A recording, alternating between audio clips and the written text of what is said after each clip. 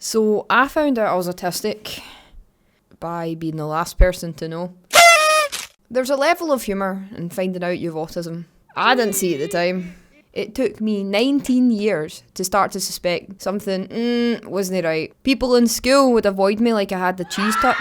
I assumed this was intentional, on my part.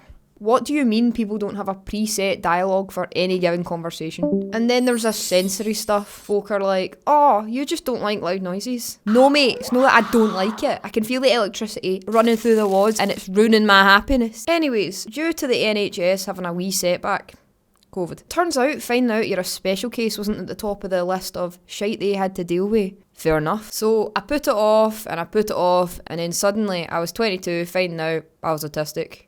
Well, on paper. Looking back, my parents probably should have clocked it a wee bit sooner. I have an older brother who's basically the poster boy for autism, and even he isn't diagnosed. So in comparison, growing up, I must have looked normal. Now, I'm not saying that him being autistic is a bad thing. He was the top 1% in math autistic. And me, well, I ran about scratching people thinking I was a cat. So maybe saying I was normal in comparison was a stretch. Don't worry though, I'm not saying my autism was a bad thing either. My autism, even though it was on the other side of the spectrum from his, still has its perks. But I'll save the self-glaze for another video. I think working in an establishment, which I will not name due to anonymity reasons, but is beauty related, really helped me mask my strange aura by forcing me to have small talk every day for 8 years, which felt like a fucking life sentence.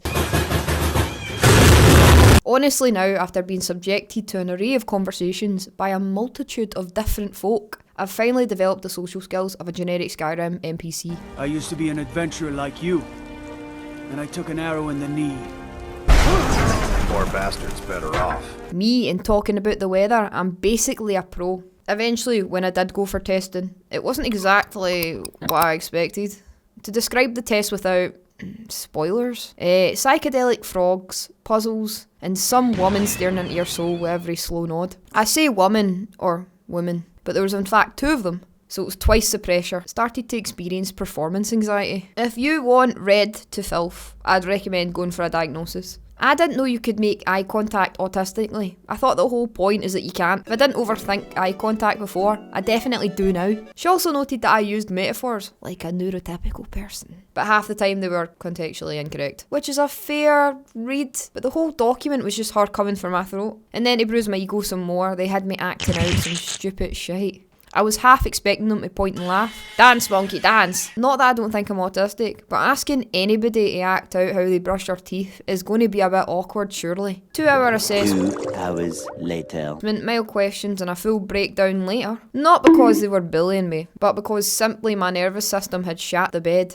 As soon as I walked into the room, my body was reacting like I was being held at gunpoint. Eventually we got to the deeper questions like, tell me about a time you felt left out. The way I started sobbing. You'd have thought I was the loneliest guy alive. I'm not even lonely. Not me getting defensive, but if anything, I have to schedule people into my life because I'm just so incredibly unpopular and objectively very hot and funny. I remember the examiner confirming that I was in fact autistic and phoning my dad quite emotional about it.